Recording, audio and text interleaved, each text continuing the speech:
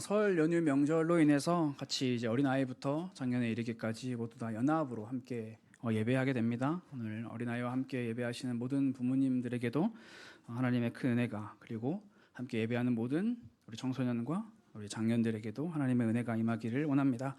오늘 함께 나눌 하나님의 말씀은 마태복음 7장 13절부터 14절 두 절의 말씀인데요. 마태복음 7장 13절에서 14절 두 절의 말씀입니다. 제가 하나님의 말씀을 대신하여 봉독해 드리겠습니다. 좁은 문으로 들어가라. 멸망으로 인도하는 문은 크고 그 길이 넓어 그리로 들어가는 자가 많고, 생명으로 인도하는 문은 좁고 길이 협착하여 찾는 자가 적음이라. 아멘. 우리가 걸어야 가야 할 길이라고 하는 제목으로 함께 말씀을 나누기를 원합니다. 기회가 된다면 여기 계신 모든 한 분 한 분에게 제가 질문을 드리고 싶은데, 사실 지금은 그렇게 할 수가 없기 때문에 여기 계신 모든 예배자들에게 제가 공통의 질문을 한 가지 드리면서 말씀 나눔을 시작해 보려고 합니다. 질문을 들으시고 손을 들어서 대답해야 되는 건 아니고요, 한 5초 정도만 생각해 주시면 좋을 것 같습니다. 질문은 다음과 같습니다. 여러분은 기독교 신앙에 있어서 중요한 것이 뭐라고 생각하시나요? 다른 말로 표현하자면 여러분이 생각하는 기독교 신앙의 핵심은 무엇인가요? 자, 5초 생각하겠습니다. 아마도 제가 여러분들의 생각과 머릿속을 다 알 수 없지만 제가 여러 가지 생각해 보니까 아마도 구원이라고 생각하실 분도 계실 것 같고, 천국이라고 생각하실 분도 계실 것 같습니다. 그리고 또한 지금 우리가 함께 드리는 이 예배를 떠올리시는 분도 계실 것 같고, 다른 이들에게 복음을 전하는 전도를 생각하실 분도 계실 것 같습니다. 구원, 천국, 예배, 전도, 무엇을 말하든 우리는 고개를 끄덕일 수 있습니다. 모든 것이 기독교 신앙에 있어서 핵심이라고 할 수 있을 만큼 중요한 것이기 때문입니다. 그렇다면 여러분, 여기서 한 걸음 더 나아가 보기를 원합니다. 조금 전에 이야기했던 구원, 천국, 예배, 전도, 그 외에 많은 기독교 신앙을 대표할 수 있는 많은 것들을 하나로 묶을 수 있는 핵심 중에 핵심이 있다면 그것은 무엇일까요? 저는 그것이 믿음이라고 생각합니다. 구원도, 천국의 소망도, 예배도, 전도도 믿음으로 비롯되는 것이기 때문입니다. 믿음이 없는 구원, 믿음이 없는 천국 소망, 믿음이 없는 예배와 전도, 뭔가 이상합니다. 믿음이 없으면 모든 것은 성립되지 않습니다. 그래서 우리는 믿음에 대해서 말을 정말 많이 합니다. 그리고 많은 상황 속에서 믿음을 강조합니다. 믿으시나요? 믿으셔야 합니다. 믿으세요. 믿음에 관한 일이라면 우리의 마음은 막 끌어오릅니다. 이런 모습은 정말 중요한 신앙의 모습이라고 저는 생각합니다. 왜냐하면 믿음은 기독교 신앙의 핵심이기 때문입니다. 무엇보다 단순히 우리가 생각하는 그 기준이 아니라 예수님께서 믿음에 대해서 정말 많이 강조하셨고, 또 반대로 믿지 못하는 사람들을 꾸짖기도 하시는 성경의 기록들을 보면 믿음이 얼마나 중요한지 우리는 알 수 있습니다. 그런데 여러분, 이렇게 믿음을 강조하신 예수님께서 믿음과 더불어 강조하신 것이 있다는 사실을 아시나요? 제가 이 일을 위해 한 가지의 교보제를 준비했는데요. 잘 안 보이겠지만 500원짜리 동전입니다. 자, 이 500, 숫자 500이라고 적혀 있는 이게 믿음이라면, 이 새가 잘 모르겠는데, 이 뒤에 있는 이 자리를 차지하고 있는 게 있습니다. 기독교 신앙을 설명할 때 500원을 설명할 때 앞과 뒷면이 이렇게 같이 가는 것처럼 앞면이 믿음이라면 뒷면을 설명하는 게 있습니다. 그것은 바로 행함입니다. 행함. 삶에서 나타나는 신앙. 숫자가 있는 쪽에서 보든 반대쪽 면에서 보든 이 동전은 500원입니다. 이 그림과 이 숫자는 우리에게 500원을 가르쳐 줍니다. 마찬가지로 생각하면 쉽습니다. 믿음이라고 하는 측면에서 기독교 신앙을 설명할 수도 있고, 행함이라고 하는 측면에서도 기독교 신앙을 설명할 수 있습니다. 믿음과 행함은 저 끝과 저 끝에 있는 적대적인 관계에 놓여 있는 것이 아니라 함께 가는 것입니다. 어느 쪽 면으로 기독교 신앙을 설명하느냐에 따라 조금 차이가 있게 느껴질 수 있지만 이 둘은 함께 가는 것입니다. 마치 앞면과 뒷면의 500원처럼 말입니다. 이 부분을 오해하면 믿음과 신앙이 함께 간다라는 것을 오해하면 우리는 무서운 신앙생활을 할 수 있습니다. 여러분, 무서운 신앙생활이란 도대체 뭘까요? 그것은 바로 믿음에 대해서 정말 많은 지식을 가지고 또 믿음에 대해서는 엄청나게 열정을 가지고 강조하지만 삶에서 나타나는 행함의 신앙을 철저히 외면하는 것입니다. 구원은 행함으로 받는 것이 아니야, 믿음으로 받는 거야 라는 믿음의 확신을 수도 없이 되뇌이면서 행함은 외면하는 것, 이것이 무서운 신앙입니다. 이것보다 더 무서운 신앙이 있습니다. 그것은 뭐냐면 행함의 신앙을 살아가는 사람들을 향해 거침없이 비난과 비판을 쏟아내는 것입니다. 그렇게 해서는 안 돼. 그건 신앙생활이 아니야. 굉장히 무서운 신앙의 모습이죠.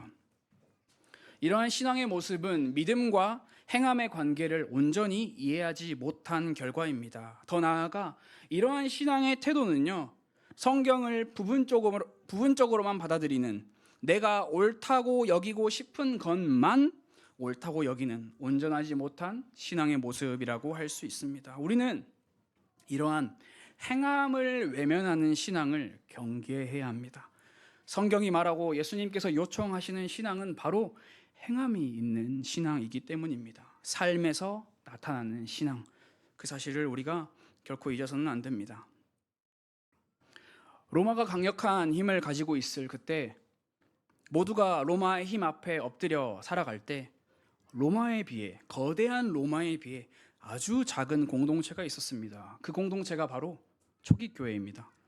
이 초기교회는 예수님의 십자가와 부활, 승천 이후에 형성된 신앙 공동체였습니다.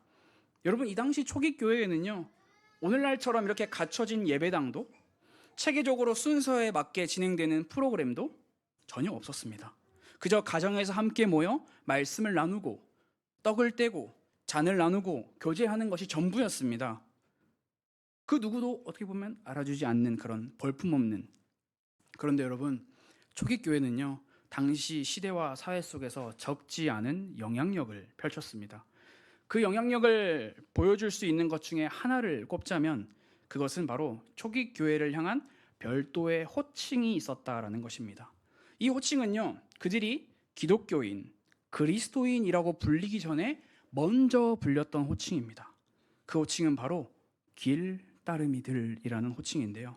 길 따르미들이라는 호칭은요, 교회 공동체가 정한 호칭이 아니었습니다. 세상을 향해 여러분, 우리를 길 따르미들이라고 불러주세요, 이렇게 한 것이 아니었습니다. 교회 공동체를 바라보는 다른 이들이 교회를 경험하며 쟤네를 길 따름이라고 불러야지 라고 이렇게 정한 호칭이었습니다. 이 호칭에는 이런 의미가 담겨져 있습니다. 교회는 우리가 추구하는 삶의 방식과 뭔가 다르다. 그래서 그들을 가리켜 길 따르미들이라고 부른 것입니다. 여러분, 로마가 보기에, 그리고 유대인들이 보기에 교회는 뭐가 달랐을까요? 1차적으로 생각하면 보통 사람들이 쉬고 먹고 노는 일요일이라는 시간에 쉬고 먹고 놀지 않고 매번 어딘가에 모여서 다 같이 교제하고 예배했다라는 것을 생각할 수 있습니다. 그런데 그것이 전부가 아니었습니다. 길 따름이라는 호칭은요, 저들은 일요일에만 뭔가 달라, 이게 아니라 그들이 살아가는 모든 일상에서 보통의 사람들과는 다른 삶의 방식을 보여주었기 때문에 붙여진 호칭이었습니다. 모두가 상대방을 향해 복수하는 일을 망설이지 않을 때 교회 공동체는 복수가 아닌 인내와 용서를 선택했습니다. 모두가 자신들의 명예를 지키기 위해 수단과 방법을 가리지 않을 때 교회 공동체는 상대방의 마음을 헤아리는 일, 그 사람의 영혼을 바라보는 일에 수단과 방법을 가리지 않았습니다.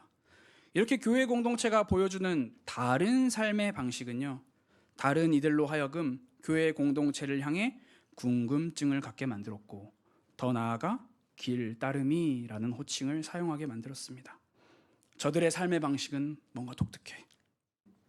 저들은 모두가 추구하는 삶의 방식이 아닌 다른 삶의 방식을 추구하는 사람들이야. 다시 한번 말씀드리지만 셀프로 자기들을 소개한 것이 아니라 다른 이들이 그들을 바라볼 때 그렇게 느껴졌다는 것입니다.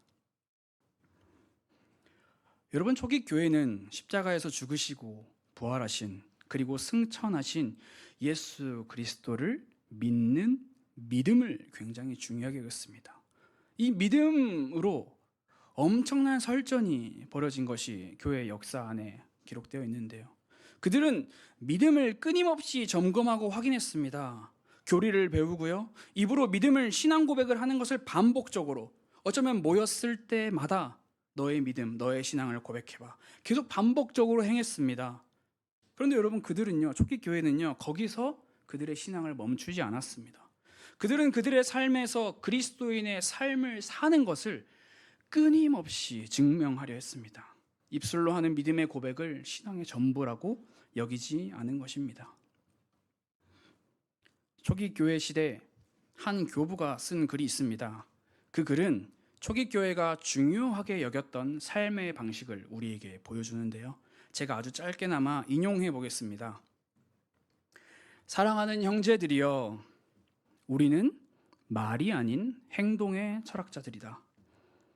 우리는 위대한 일들에 대해 말하지 않는다. 오히려 그것을 살아낸다. 이처럼 초기 교회가 생각하는 신앙은요, 믿음의 고백에서 멈추지 않고 각자의 삶에서 살아내는 것이었습니다.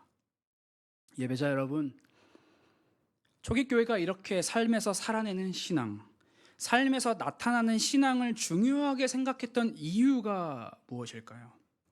무엇이 초기 교회가 이렇게 고백에만 머물지 않고 그토록 삶을 중요하게 만든 것일까요? 그 답은 크게 어렵지 않습니다. 그것은 우리 모두의 영원한 스승이신 예수님을 통해 보고 듣고 배웠기 때문입니다. 제자들을 향해 나를 따라오너라 라고 예수님께서 말씀하셨죠. 예수님께서는 제자들을 향해 나를 따라오너라 라고 말씀하신 후에, 자, 여기 학교를 하나 세우자. 그리고 월요일은 내가 오전 수업만 할게. 화요일은 오후 수업만 할게. 너네 알아서 해. 이렇게 오전 수업 퇴근, 오후 수업 퇴근. 예수님은 이런 식으로 가르치지 않으셨습니다. 3년이라는 시간 동안 그들과 동거동락하시며 자신의 삶을 보여주셨습니다. 단순히 신앙의 고백만 가르치신 것이 아니라 삶을 보여주셨습니다.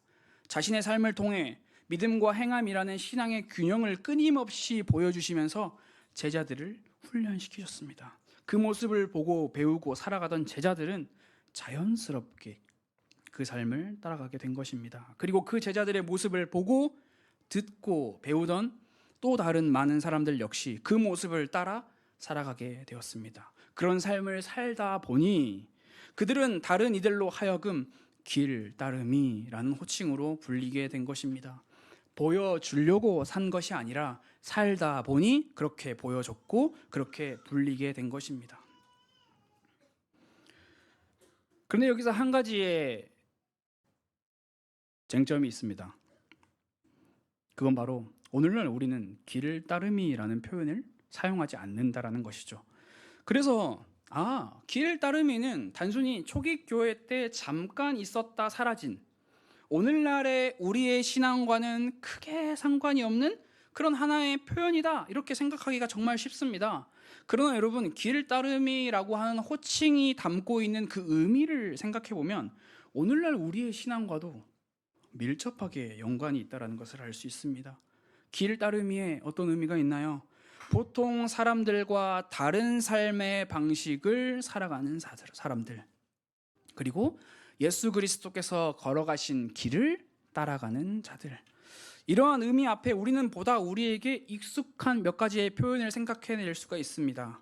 그것은 바로 제자, 그리스도인, 신자입니다. 제자는요, 그리스도를 따르는 자입니다. 신자는요, 그리스도를 믿는 자이고요, 그리스도인은 그리스도를 주로 고백한 자입니다. 이 모든 것을 합쳐서 생각하면 제자, 신자, 그리스도인이 담고 있는 의미들은요, 길 따름이라는 의미와 다르지 않다라는 것이죠. 우리는 제자고요. 우리는 신자이면서 우리는 그리스도인입니다. 다시 말해 우리는 길 따름이라는 것입니다. 이러한 사실은 우리에게 다음과 같은 질문을 던집니다. 여러분은 진정한 길 따름이입니까? 여러분은 진정한 그리스도의 제자가 맞습니까? 오늘 우리가 함께 읽었던 본문은요, 우리가 그리스도의 제자가 맞는지, 진정한 길 따름이가 맞는지를 판단할 수 있는 한 가지의 증거를 우리에게 알려줍니다. 오늘 우리가 말씀 마태복음 7장 13절에서 14절 말씀은요, 예수님께서 우리에게 해주시는 말씀인데요, 그 내용은 다음과 같습니다. 요약하면 좁은 문으로 들어가는가, 좁고 협착한 길로 걸어가고 있는가. 예수님의 말씀은 그리스도의 제자라면, 진정한 길 따름이라면 내가 가르친 내용들을 듣고 아는 것에서 끝나는 것이 아니라 실제로 그 삶을 사는 것, 좁은 문, 좁은 길로 행하는 사람이어야 한다라는 말씀입니다. 오늘 우리가 함께 읽은 마태복음 7장 13절에서 14절 말씀 본문은요, 여느 성경의 말씀과 같이 앞뒤 문맥 상관없이 이것만 똑 떼가지고 살펴볼 수 있는 그런 본문이 아닙니다. 사실 오늘 이 본문은 마태복음 5장 1절부터 쭉 읽어야 이 말씀에 대한 진정한 의미를 우리가 더 깊게 알 수 있는 건데요. 왜냐하면 마태복음 5장 1절부터 마태복음 7장까지는요, 예수님의 설교 한 편이기 때문입니다. 산상수훈이라고 불리는 그 설교, 마태복음 5장부터 시작된 예수님의 설교는요, 마태복음 7장에 와서 끝을 맺습니다. 그리고 마태복음 7장에 오늘 우리가 읽었던 13절 말씀부터 예수님은 결론을 우리에게 말씀해 주십니다. 예수님은 마태복음 5장 1절부터 마태복음 7장 13절 전 12절까지 하나님 나라의 삶의 방식은 이런 거야, 하나님 나라는 이런 거야 라고 계속 설명해 주셨습니다. 신앙을, 믿음을 가르쳐 주신 것이죠. 그리고 그 설교의 마지막에 예수님께서는 제자들아, 애들아, 그리스도인들아, 잘 들어. 내가 너희에게 가르쳐준 내용 잊어버리면 안 돼. 기억해. 나중에 시험 볼 거야. 기억해. 잊어버리면 안 돼. 내가 다시 물어본다. 이렇게 말씀하지 않으셨죠. 예수님께서 뭐라고 말씀하셨나요? 5장 1절부터 7장 12절까지 쭉 계속 설명하시고 13절의 첫 마디가 무엇이었냐면 좁은 문으로 들어가라, 행동해라 라는 말씀이었습니다. 들었어? 들었지? 들었으면 그대로 행동하면 돼 라고 말씀하셨습니다. 여러분, 예수님께서 명령하시는 좁은 문, 좁은 길은 어떤 문이고 어떤 길일까요? 한 세 가지 정도로 생각해 볼 수 있는데요, 첫 번째로 좁은 문, 좁은 길은요, 버려야 갈 수 있는 길입니다. 좁은 문으로 들어가라. 문이 좁다는 건 짐을 많이 가지고는 통과할 수 없다는 뜻입니다. 붙들고 있는 것이 많으면 들어갈 수 없는 것입니다. 버려야 갈 수 있는 문이고 길입니다. 그렇다면 여기서 우리는 이렇게 질문할 수 있습니다. 무엇을 버려야 하나요? 버려야 갈 수 있는 길인데 무엇을 버려야 하나요? 문자적으로 해석해서 너네 이름으로 된 모든 재산, 통장, 카드, 부동산 다 버려, 이 명령인가요? 그렇게 해석을 하시는 분들도 가끔 있는데, 그렇게 해석하시는 분들을 보면 그분들은 안 버려요. 좀 이상한 지점이 있습니다. 우리가 버려야 할 것은요, 우리의 이 명의로 된 재산과 소유가 아닙니다. 우리가 버려야 할 것은요, 하나님 나라의 가치관과 정반대로 나타나는 세상 나라의 가치관을 대표하는 자기중심적인 신앙입니다. 내가 내 인생의 주인 되어 살아가는 신앙의 주체를 버려라, 이 말입니다. 우리는 종종 우리의 신앙의 경력, 우리가 이루어낸 신앙의 성취를 근거 삼아 나라는 존재를 드러냅니다. 나는 이런 사람이야. 나 신앙생활 이만큼 했고 나는 신앙의 열매를 이만큼 맺었어. 내가 이루어낸 무언가의 근거를 삼습니다. 그러나 성경은 우리가 이루어낸 무언가에서 우리의 정체성이 나오지 않다라고 이야기를 합니다. 우리의 정체성은요, 하나님께서 베풀어 주신 은혜에서 비롯되는 것이기 때문입니다. 나 같은 죄인을 구원하여 주신 하나님의 은혜, 나같이 보잘것없는 자를 불러주신 하나님의 사랑, 버려야 갈 수 있는 이 길은요, 내가 무언가를 가지고 있는가, 가지고 있지 않는가 하는 소유의 문제 이전에 나라는 존재의 정체성을 어디에 근거해 두고 있는지, 그것을 확인하는 주권의 문제입니다. 다른 말로 너의 인생의 주인은 너야? 아니면 예수님이야? 너의 인생의, 너의 신앙의 결과물을 너가 이루어낸 것으로 보여줄래? 아니면 예수님께서 이루신 것으로 보여줄래? 라고 물어보는 것입니다. 우리는 우리가 이루어낸, 내가 성취해낸 나의 무언가를 의지하고 있습니까? 아니면 예수님께서 이루신, 예수님께서 성취하신 것을 의지하고 있습니까? 이 질문은 우리의 신앙의 여정에, 신앙의 길에 거듭 확인해야 하는 질문이라고 생각합니다. 두 번째입니다. 첫 번째는 좁은 문 좁은 길은 버려야 갈 수 있는 길이라고 했습니다. 두 번째 좁은 문 좁은 길은 외로운 길입니다. 성경은 이렇게 이야기하고 있습니다. 찾는 자가 적음이라. 이 문과 길은요, 인기가 없습니다. 많은 사람들이 선택하지 않습니다. 그렇기에 외로운 길입니다. 왜 많은 사람들은요, 좁은 문 좁은 길을 선택하지 않을까요? 그것은 바로 이 길이 세상의 가치와 다르기 때문입니다. 세상은 끊임없이 이야기합니다. 너의 꿈이 최우선이야. 너의 행복이 최우선이야. 나라는 존재를 중심에 두는 것을 기준으로 모든 것을 연결시킵니다. 그리고 그 일을 위해서는 어떠한 수단과 방법을 사용해도 상관없어. 왜냐하면 너가 제일 중요하기 때문이야. 너가 제일 중요해. 너만 생각해. 그러나 여러분, 예수님께서는 이러한 세상의 가치관에 정면으로 반대되는 가치관을 선포하셨습니다. 마태복음 6장 33절, 우리가 너무나 잘 알고 있는 말씀인데요. 너희는 먼저 그의 나라와 그의 의를 구하라. 나라고 하는 존재의 정체성을, 나라고 하는 중요도를 드러내기 전에 먼저 하나님의 나라와 하나님의 뜻과 하나님의 마음과 하나님의 의를 구하라 라고 예수님께서는 말씀하고 계십니다. 여러분, 좁은 문 좁은 길은요, 계산으로 갈 수 있는 길이 아닙니다. 지성인들이 모여 머리를 맞대고 어떻게 하면 이 길을 갈 수 있을까? 우리가 분석해보자. 우리도 손해보지 않고 모두 다 같이 즐겁게 걸어갈 수 있는 그 방법을 한번 모색해보자. 이렇게 갈 수 있는 길이 아닙니다. 좁은 문 좁은 길, 외로운 길은요, 필요한 것이 단 하나입니다. 그것은 바로 신뢰입니다. 신뢰. 우리의 모든 필요를 아시는 하나님을 신뢰할 때 갈 수 있습니다. 하나님께서 하나님의 방법으로 우리의 삶을 인도하실 것을 신뢰함으로 나의 목표와 나의 해결책을 내려놓고 하나님 앞에 엎드리는 길이 바로 좁은 문 좁은 길입니다.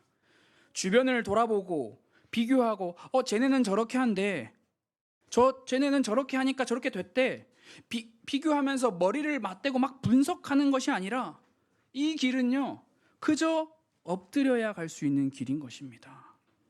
주변을 돌아보는 것이 아니라 납작 엎드리는 길. 그렇기에 이 길은 외로운 길입니다. 첫 번째로 좁은 문 좁은 길은 버려야 갈 수 있는 길. 두 번째로 좁은 문 좁은 길은 외로운 길이라고 말씀을 드렸습니다. 마지막 세 번째입니다. 이 말씀을 드리는 게 사실 굉장히 죄송스러운 것 같은 느낌인데, 예수님께서 말씀하신 것입니다. 좁은 문 좁은 길은 어떤 길이냐? 고생길이다. 고생길입니다. 여러분, 성경 말씀에 좁고 길이 협착하여라는 표현이 있습니다. 이 좁고 길이 협착하다라는 것을 단순히 우리의 이미지로만 생각하면 길이 좁나 보다, 조심조심히 잘 가면 되나 보다, 이런 느낌으로 받아들일 수 있는데요. 사실 이 협착하다라고 하는 이 표현은요, 단순히 길의 폭이 좁으니 조심해라 이런 의미가 아닙니다. 협착하다라고 하는 표현이 담고 있는 더 보편적인 의미, 더 넓은 의미는요, 애워싸여 눌리는 것, 압박을 받는 것, 짓눌리는 것, 이것을 뜻합니다. 쉽게 말해 고생길이다라는 것을 이야기합니다. 단순히 조심조심하면 갈 수 있는 길이 아니라 그 길은 반드시 고생이 뒤따른다라는 것을 예수님께서 말씀해 주고 계십니다. 자, 좁은 문, 좁은 길, 예수님께서 가라고 하신 그 문과 그 길은 첫 번째, 버려야 하는 길입니다. 두 번째, 외로운 길입니다. 세 번째, 고난의 길입니다. 자, 예수님께서 이 길을 가라고 하십니다. 어떤 생각과 어떤 마음이 드십니까? 우리는 여전히 연약하고 나약한 존재인지라 이 길을 걸어가라는 예수님의 말씀 앞에 신뢰보다, 충성보다, 믿음보다 걱정과 근심이 앞서는 것이 현실입니다.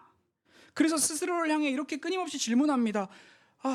정말 내가 이 길을 끝까지 걸어갈 수 있을까? 정말 내가 이 길을 끝까지 걸어갈 수 있을까?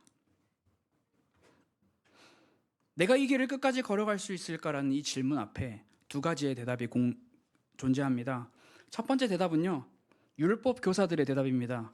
율법을 행함으로써 자기의 정체성을 세우는 교사들은요, 이 질문에 이렇게 대답합니다. 정말 내가 이 길을 끝까지 걸어갈 수 있을까? 우리가 모세의 율법을 지킴으로 이 길을 걸어가 보자. 이 첫 번째 대답이고요. 두 번째, 예수 그리스도의 은혜로 자기의 정체성을 세우는 길 따르미들은요, 정말 내가 이 길을 걸어갈 수 있을까라고 하는 이 질문에 이렇게 대답합니다. 나는 못 걸어가. 나는 이 길을 먼저 걸어가신 예수님을 의지할 뿐이야.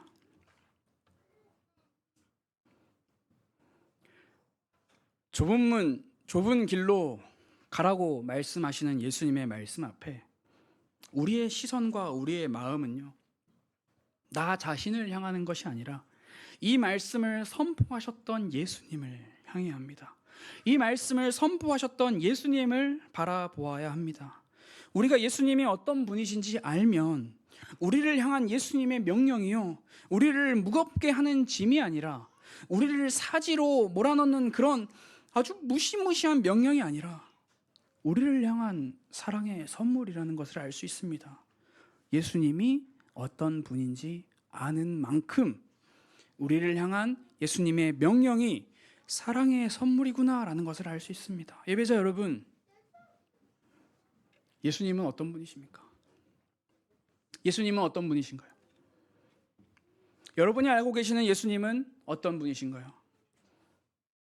성경이 말하고 있는 예수님은요, 인간이 도저히 다다를 수 없는 높고 높은 하늘의 모든 영광을 버리고 사람의 몸을 입고 낮고 천한 이 땅으로 오신 분입니다. 예수님은 한 영혼을 천하보다 귀하게 여기시는 하나님의 마음을 알고 그 일을 이루시기 위해 그 길을 걸어가신 분이십니다. 예수님께서 걸어가신 길은요, 죽음의 문을 지나 죽음의 길을 걸어가는 것이었습니다. 예수님께서 먼저 죽음의 문을 지나 죽음의 길로 걸어가심으로 말미암아 우리에게 생명의 길이 열리게 된 것입니다. 예수님께서 사람들에게 버림받는 길, 그 누구도 따르지 않는 외로운 길, 목숨을 내어놓는 고통의 길, 그 길을 먼저 걸어가심으로 말미암아 우리의 힘과 노력으로는 도저히 만들 수 없는 길이 우리의 인생에, 우리의 삶에 열리게 된 것입니다. 그래서 사실 여러분, 좁은 문, 좁은 길로 가라는 예수님의 명령은요, 너네 가라니까? 이런 명령이 아니라 먼저 이미 가신 후에 말씀하신 것입니다. 얘들아, 나를 따라오너라. 그리스도인들아, 제자들아, 신자들아, 길 따름이들아, 나를 따라오너라 라는 명령과 같은 의미다라고 할 수 있습니다.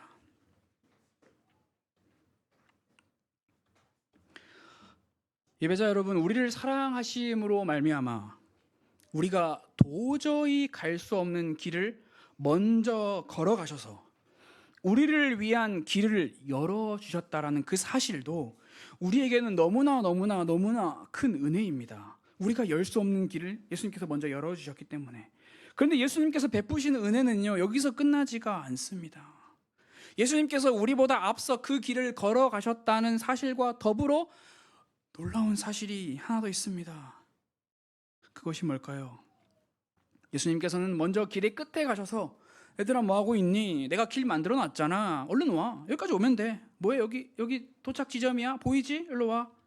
내가 다 해놨어. 이렇게 기다리고 계신 것이 아니라 손짓만 하면서 오면 돼 라고 하신 것이 아니라 오늘 성가대의 찬양처럼 성령을 보내주셨습니다. 예수님의 영, 성령을 우리에게 보내주셨습니다. 이 성령을 우리에게 보내주셨다라는 사실은 무엇을 의미하나요? 우리가 예수님께서 열어주신 길, 우리가 열 수 없는 길을 예수님께서 열어주셨고 우리가 걸어갈 수 없는 그 길을 성령께서 인도하신다라는 개념입니다.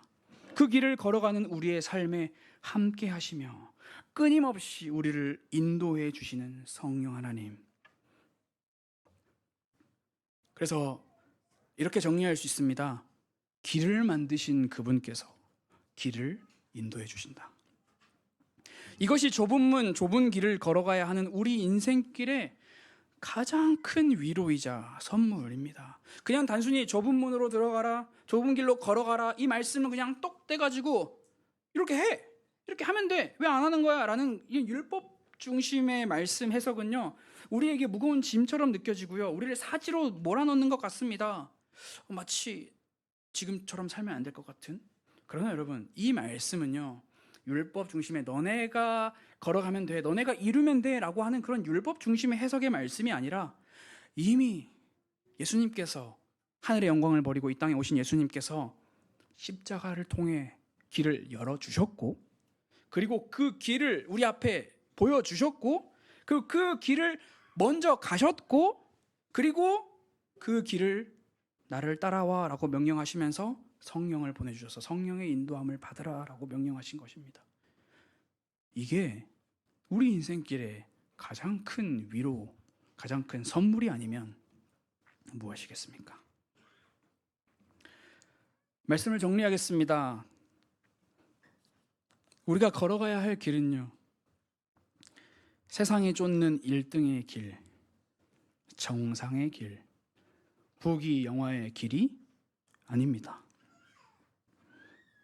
우리가 걸어가야 할 길은요, 예수님께서 명령하신 좁은 문을 지나는 좁은 길입니다. 좁은 문으로 들어가라, 좁은 길로 걸어가라 라는 예수님의 명령은요, 우리를 사지로 내어모는 명령이 아니라는 것을 기억하기를 원합니다. 예수님의 말씀은 모든 것을 다 버리고 산속으로 들어가, 너가 맺고 있는 지금까지의 모든 관계 그거 다 정리하고 외딴 섬에 가서 살아, 이런 내용이 아닙니다. 예수님의 명령은요, 좁은 길로, 좁은 문으로 들어가서 좁은 길을 걸어가라고 하는 이 예수님의 명령은요, 예수님으로만 얻을 수 있는, 성령을 의지함으로만 경험할 수 있는 생명으로의 초대입니다. 우리에게 초대장을 보여주신 것입니다. 초대장을 보여주시고 그 길도 열어주시고 그 길도 인도해 주시는 것입니다. 이 생명으로의 초대는요, 우리의 지식과 재물, 노력과 선행, 경건 그 무엇으로도 얻을 수 없는 초대입니다. 예수님께서 은혜로만 우리에게 허락해 주실 수 있는 것입니다. 예수님께서는 오늘날을 살아가는 모든 예배자들에게, 그리고 모든 길 따르미들에게 말씀하십니다. 나를 따라오너라. 나와 함께 가자. 내가 주는 영원한 생명을 누리기를 원한다. 나와 함께 친밀한 사귐을 갖자. 세상에서 얻을 수 없는 더할 나위 없는 행복을 누리길 원한다. 좁은 문으로 들어가라, 좁은 길로 걸어가라 라고 하는 이 명령은요, 복된 길, 하늘에 이르는 길로 우리를 초대하신 예수님의 초대입니다. 모든 예배자들이 초기 교회 길 따르미들의 신앙처럼 우리의 입술의 고백을 넘어서 우리의 삶으로 응답하는 길 따르미들이 되기를 원합니다. 우리의 삶에서 나 좁은 문, 좁은 길을 걸어가는 사람이야. 나는 내가 내 정체성을 세우지 않아. 나는 내가 주인된 내 신앙의 방식을 버렸어. 나는 세상이 우리에게 주는 수많은 가치들을 기웃기웃하면서 이것들로 어떻게 하면 예수님을 잘 따라갈 수 있을까 고민하는 사람이 아니라 그저 엎드리는 사람이야. 그저 주님의 이름을 간절히 부르며 그분의 도우심을 구하는 사람이야. 그리고 나는 고생길을 걸어가는 사람이야. 예수님께서 우리에 앞서서 그분이 당하시지 않아도 되는 그 고생을 몸소 당하신 그것을 바라보며 그 고생이 우리가 당해야 될 고생이라는 것을 알기에 예수님께서 걸어가신 그 길을 내 힘과 내 능력이 아닌 성령 하나님의 인도하심으로 걸어가는 우리는 그런 길 따름이들이야. 다른 이런 믿음의 고백, 그런 삶으로 응답하는 우리의 신앙의 고백이 우리 모든 예배자들에게 있게 되기를 원합니다. 다 같이 기도하겠습니다.